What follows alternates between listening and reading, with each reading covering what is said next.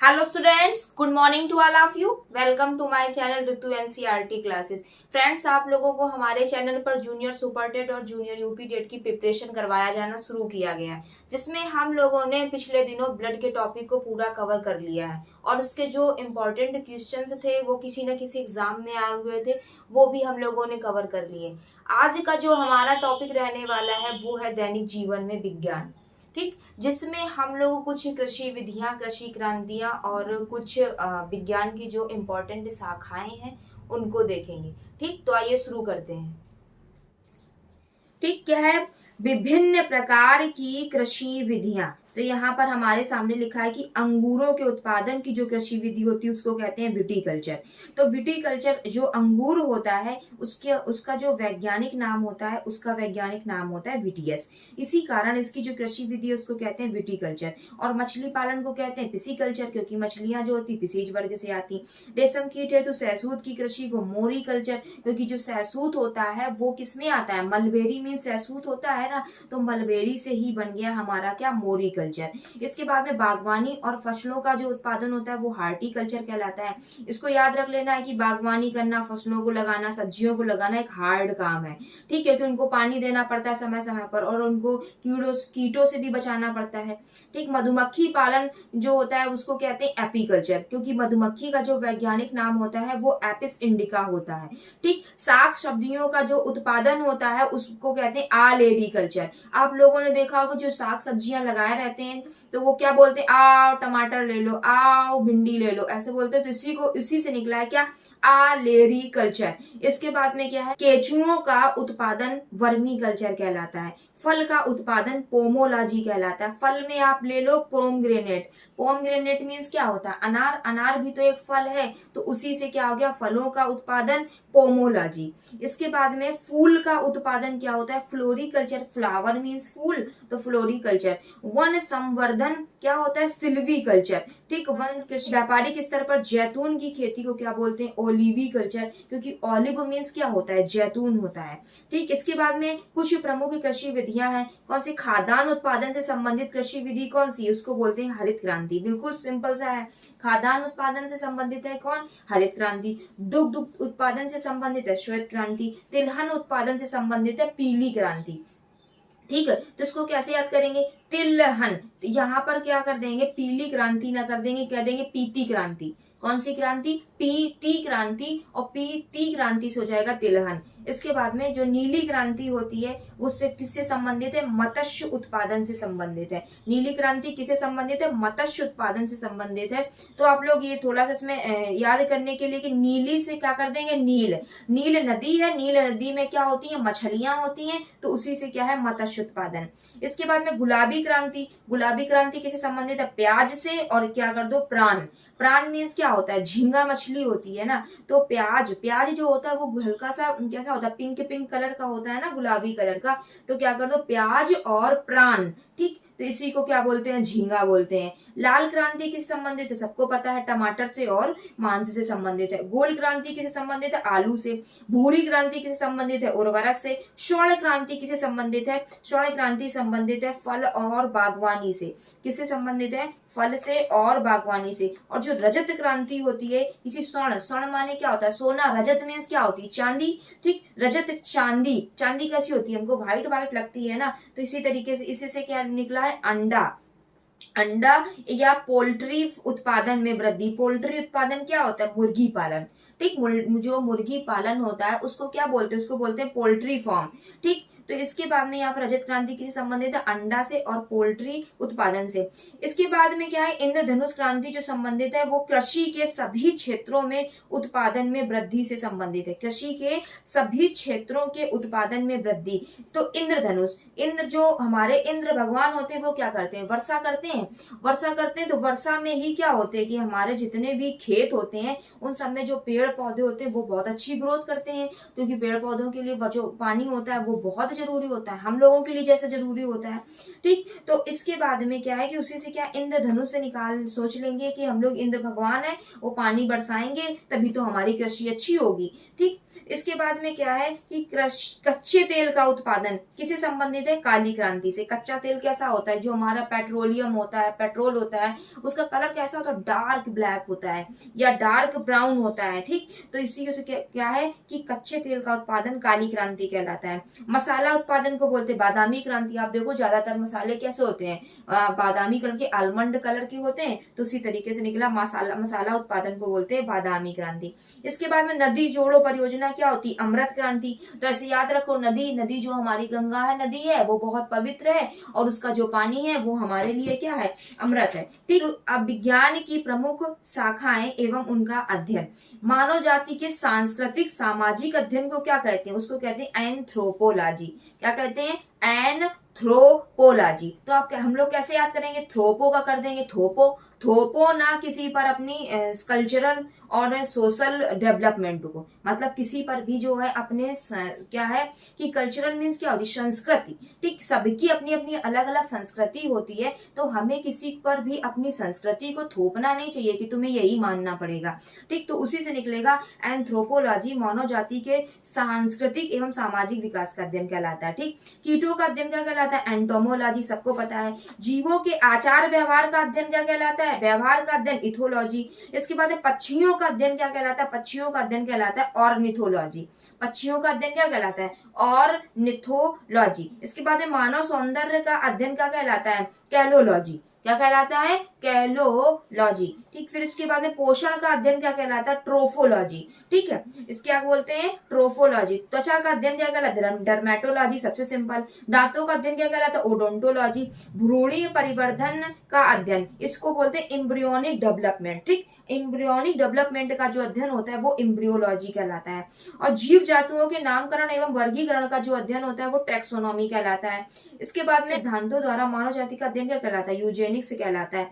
मतलब मानव के जो मानव है उसमें जो खराब अनुवांशिक गुण है उनको हटा के उनकी जगह पर अच्छे अनुवांशिक गुणों को लगाना ही क्या कहलाता है? सुजनकी कहलाता है।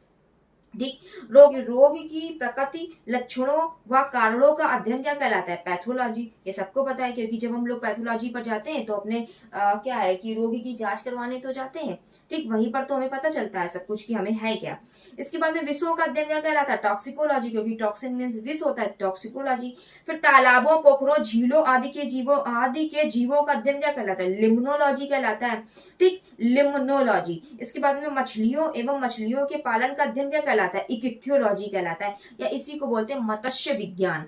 ठीक, मछलियों एवं मछली पालन का अध्ययन क्या कहलाता है? मत्स्य विज्ञान या इक्थियोलॉजी। सांपों का अध्ययन कहलाता है ऑफियोलॉजी। सूक्ष्म जीवों का अध्ययन कहलाता है माइक्रोबायोलॉजी। ट्यूमर एवं कैंसर का अध्ययन कहलाता है ऑन्कोलॉजी। ठीक, ये बहुत इंपॉर्टेंट है ऑन्कोलॉजी, ज्यादातर परीक्षाओं में पूछा गया है ऑन्कोलॉजी। ठीक, इसके बाद में क्या? पेशियों का अध्ययन कहलाता है सार्कोलॉजी। इसके बाद नींद का अध्ययन कहलाता है हिप्नोलॉजी। नींद का अध्ययन क्या कहलाता है? हिप्नोलॉजी। नींद ले लेंगे, ना से नींद, नो। ठीक है, नींद नो, हमको नींद क्या आ रही है? नहीं आ रही है, नींद नो मतलब हिप्नो।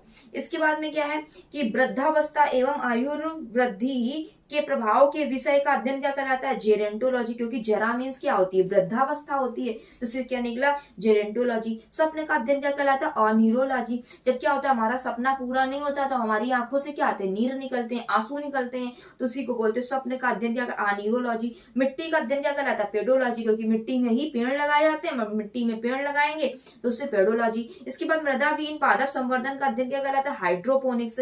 मतलब मृदावीन का मतलब क्या? इसमें मट्टी नहीं है, केवल जो हमारा क्या है? जल है, पानी है, उसी में ही पौधों को लगाना क्या कहलाता है? हाइड्रोपोनिक्स, क्योंकि जल को हाइड्रो बोलते हैं ना, तो इसे याद रखो। मृदा विहीन पादप संवर्धन का अध्ययन हाइड्रोपोनिक्स कहलाता है।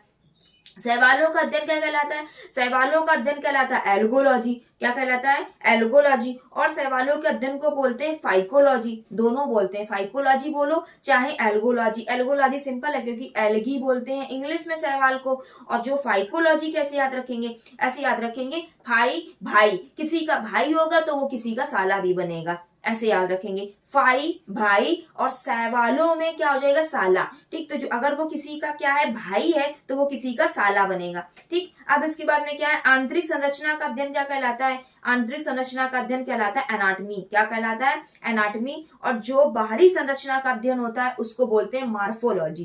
ठीक, तो कैसे याद रखेंगे, तो जहां ऐसे याद रखेंगे, माँ से, माँ मतलब हमारी बॉडी के बाहर एम होगा और हमारी बॉडी के अंदर ए होगा, तो माँ बाहर होगा। इसके बाद में क्या है, पुष्पों का अध्ययन क्या कहलाता है, एंथ्रोलॉजी कहलाता है। पुष्पों का अध्ययन क्या कहलाता है, एंथोलॉजी कहलाता है।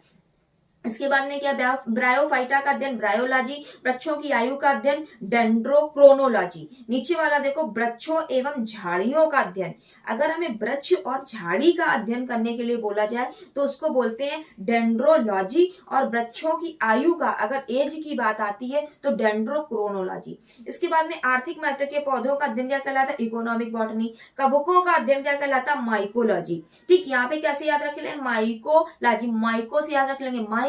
माइक कब लाओगे, माइक कब लाओगे, तो माइकोलॉजी से माइको, और कब मिस कब को। इसके बाद में क्या होता है कि पादप जीवाश्मों का अध्ययन क्या कहलाता है, पेलियोबॉटनी कहलाता है। ठीक, इसके बाद क्या, जीवाश्म का अध्ययन तो पेलियो कहलाता है, तो पेलियोबॉटनी हो गया। इसके बाद विभिन्न जीवों के जैविक क्रियाओं का अध्ययन क्या कहलाता है, विभिन्न पादपों के जैविक क्रियाओं का अध्ययन फिजियोलॉजी कहलाता है। इसी तरीके से ह्यूमन में भी होता है कि जो हमारी जैविक क्रियाएं होंगी उनका अध्ययन क्या कहलाता है, फिजियोलॉजी। उसी तो बनी ह्यूमन फिजियोलॉजी। ठीक, प्लांट फिजियोलॉजी जिसमें पौधों का अध्ययन होगा, प्लांट फिजियोलॉजी जिसमें जिसमें पौधों के जैविक क्रियाओं का अध्ययन होगा उसको बोलेंगे प्लांट फिजियोलॉजी। ठीक, और जिसमें क्या है, जीवों की जैविक क्रियाओं का अध्ययन होगा उसको बोल देंगे क्या, उसको बोल देंगे एनिमल फिजियोलॉजी। ठीक, टेरिडोफाइट्स का अध्ययन क्या कहलाता है, टेरिडोलॉजी कहलाता है। इसके बाद जीव विज्ञान की शाखाओं के जनक अरस्तु जो है, उन्होंने क्या किया था, जंतु विज्ञान के जनक थे। जंतु, तू से तू अरस्तु। ठीक, जंतु विज्ञान के जनक कौन थे, अरस्तु। वनस्पति विज्ञान के कौन है, थियोफेस्टस। इसके बाद में अनुवांशिकी के कौन है, ग्रेगर जॉन मेंडल। और ब्रायोफाइटा, भारतीय ब्रायोफाइटा विज्ञान के पिता कौन है, ब्रायोफाइटा विज्ञान के पिता है प्रोपाइटर SR कश्यप। तो यहाँ से फाइटा से याद रख लेंगे, फाइट हो गई बहुत कस के। ठीक, फाइट हो गई बहुत कस के, कश्यप मतलब कस के, किसमें, S और R के बीच में। ठीक, फाइट हो गई बहुत कस के S और R के बीच में, ब्रायोफाइटा SR कश्यप। इसके बाद में भ्रूण विज्ञान के जनक कौन है, प्रोपी माहेश्वरी। ठीक, यहाँ पे याद रखो, इम्ब्रियो जो होता है वो किसके, माँ के पेट में बनता है, तो माँ और इम्ब्रियो, माँ से माहेश्वरी। ठीक, प्रोपी माहेश्वरी। भारतीय जीवाश्म वनस्पति के जनक कौन है, क्या, भारतीय जीवाश्म वनस्पति विज्ञान के जनक कौन है, वो है प्रोपाइटर बीरबल साहनी। ठीक, भारतीय जीव विज्ञान वनस्पति के जनक कौन है, प्रोपाइटर बीरबल साहनी। तो याद रखना है कि यहाँ पर कि जीवाश्म की बात हो रही है। जीवाश्म कौन होता है, जो हमारे एनिमल्स हो गए, जो प्लांट्स हो गए, वो क्या होते हैं कि जब वो मर जाते हैं तो वो जमीन पर क्या होते हैं कि दब जाते हैं। तो इसके बाद बहुत सालों बाद जब वो कहीं मिलते हैं तो कुछ लोग इतने बुद्धिमान हुए हैं कि वो लोग बता देते हैं कि ये कौन से जीव का जीवाश्म है और ये इसकी एज कितनी हो गई है, ये कौन था। तो ये किसकी तरीके, जो इनका दिमाग है वो बीरबल के जैसे शार्प है, तो इसको याद रखेंगे बीरबल साहनी, क्योंकि इनका दिमाग बीरबल के जैसे क्या है, शार्प है।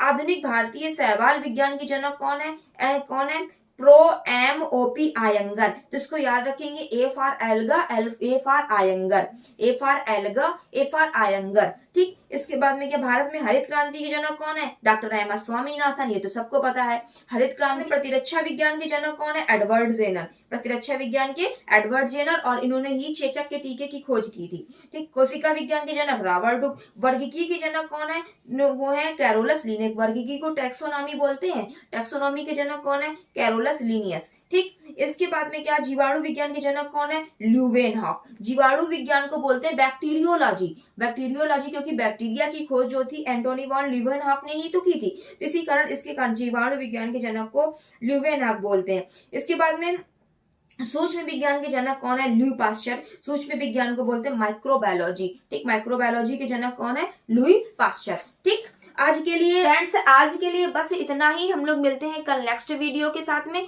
कल हम लोग इससे जुड़े कुछ इंपॉर्टेंट क्वेश्चंस को देखेंगे। अगर आप लोगों को हमारा वीडियो अच्छा लगा हो तो प्लीज मेरे चैनल को लाइक और सब्सक्राइब करिए, और आप लोगों को डाउट रहता है तो आप लोग कमेंट कर सकते हैं। Thank you.